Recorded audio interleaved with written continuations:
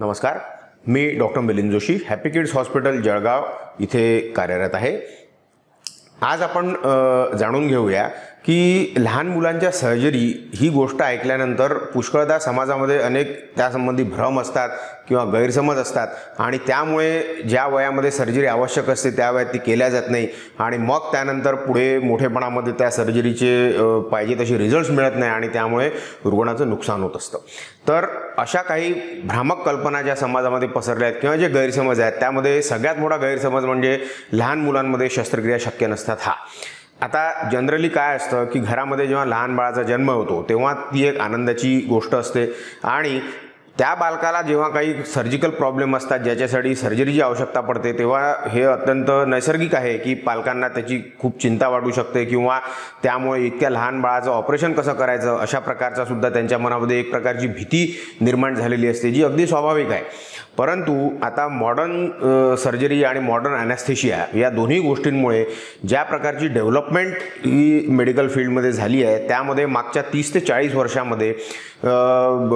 मुख्यतः जो anaesthesia part म्हणजे भूल लहान मुलांना जी दिल्या जाते त्यामध्ये ज्या प्रकारचे चांगल्या पद्धतीचे औषधं किंवा ड्रग्ज अवेलेबल झाले आहेत त्यामुळे पेडियाट्रिक ॲनेस्थेशिया किंवा न्यूनेटल ॲनेस्थेशिया हा सुद्धा अत्यंत सेफ झालेला आहे।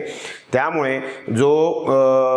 ड्युरिंग सर्जरी किंवा ड्युरिंग प्रोसिजर किंवा इमिजिएटली आफ्टर प्रोसिजर जी पहिले अशी एक रिस्क असायची लहान मुलांसाठी कारण त्यांची जी बॉडी सिस्टम असते ती मोठ्या माणसासारखी ॲडॉप्ट झालेली नसते मोठ्या ऑपरेशन्सला सहन करण्यासाठी, त्यामुळे पहिले जशी रिस्क होती तशी आता राहिलेली नाही। इव्हन वजनाचा सुद्धा क्रायटेरिया राहिला नाही म्हणजे ॲज अ पेडियाट्रिक सर्जन आम्ही इव्हन लेस दॅन 1 kg बाळाचा सुद्धा बऱ्याचदा प्रोसिजर करतो अंडर ॲनेस्थेशिया, त्यामुळे वजन हा सुद्धा एक क्रायटेरिया राहिलेला नाही आहे की म्हणजे या पर्टिक्युलर वजनाच्या खाली ऑपरेशन करता येत नाही वगैरे अशा प्रकारचा कसलाही गैरसमज आता मनामध्ये ठेवता कामा नये। मॉडर्न ॲनेस्थेशियाची टेक्निक वाढल्यामुळे किंवा त्यामध्ये भरपूर डेव्हलपमेंट झाल्यामुळे नॅचरल आहे की सर्जरीमध्ये पण त्यासोबत डेव्हलपमेंट झाली आहे कारण आता अनेक कॉम्प्लेक्स प्रोसिजर म्हणजे जसे हृदयाचे ऑपरेशन, मेंदूचे ऑपरेशन, आतड्यांचे ऑपरेशन, फुफ्फुसाचे ऑपरेशन, यकृताचे ऑपरेशन असे सर्वच प्रकारचे ऑपरेशन आता इव्हन अत्यंत कमी वजनाच्या बालकामध्ये सुद्धा किंवा नवजात बालकामध्ये सुद्धा आता सहज करता येणं शक्य आहे आणि ह्या सर्व प्रोसिजर जे आहेत हे पेडियाट्रिक सर्जन्स करत असतात आणि भारतामध्ये शक्यतोवर ऑलमोस्ट ऑल डिस्ट्रिक्ट प्लेसेसला पेडियाट्रिक सर्जन्सची उपलब्धता आता झालेली आहे। याशिवाय सगळ्याच मेट्रो शहरांमध्ये मेडिकल कॉलेजेसमध्ये किंवा मोठ्या कॉर्पोरेट हॉस्पिटल्समध्ये सुद्धा पेडियाट्रिक सर्जरी ही शाखा उपलब्ध असल्यामुळे या न्यूनेटल सर्जरीज आणि त्यासंबंधी होणारे जे त्यातून जे होणारे रिझल्ट्स ऑप्टिमायझेशन व्हायला पाहिजे होतं ते आता शक्य झालं आहे। पूर्वी असा एक गैरसमज होता की लहान मुलांच्या सर्जरीज होऊ शकत नाही, तो पूर्णपणे एक गैरसमज आहे, त्यामध्ये कसल्याही प्रकारचं तथ्य नाही। लहान मुलांच्या सर्जरी भारतामध्ये जवळपास 1950 सालापासून उपलब्ध आहेत आणि आता त्यामध्ये दिवसेंदिवस प्रोग्रेस हा होतोच आहे आणि भारतामध्ये आज सर्व प्रकारच्या त्या पद्धती किंवा शस्त्रक्रिया उपलब्ध आहे ज्या कुठल्याही एका वेल डेव्हलप कंट्रीमध्ये अवेलेबल असतात। त्यामुळे असं काही आपण लहान मुलांच्या सर्जरीच्या बाबतीत कुठल्या प्रकारे आपल्याकडे मागासले पण नाही आहे। इनफॅक्ट पुष्कळदा लहान मुलांच्या शस्त्रक्रिया या त्याच क्वालिटी किंवा त्यापेक्षा बेटर क्वालिटीच्या होत असल्यामुळे इतर अनेक देशातनं सुद्धा या शस्त्रक्रिया करून घेण्यासाठी पालक जे आहेत त्यांच्या बालकांना इथे घेऊन येतात ज्याला मेडिकल टुरिझम असं सुद्धा म्हटलं जातं। तर हे जे गैरसमज असतात की कमी वजनाच्या बाळामध्ये सर्जरी करू नये किंवा लहान वयामध्ये सर्जरी करू नये हे अत्यंत चुकीचे समज आहेत, यांना कसलंही सायंटिफिक प्रूफ किंवा तथ्य नाही कारण वय लहान असलं तरी लहान बालकांमध्ये जखम भरण्याची जी प्रक्रिया आहे ती एका मोठ्या व्यक्तीपेक्षा खूप चांगली असते आणि ती फार फास्ट असते। तसंच त्यांच्यामध्ये ज्या ऑपरेशन नंतर जे जखमांचे व्रण झालेले असतात ते सुद्धा फार थोडे किंवा फार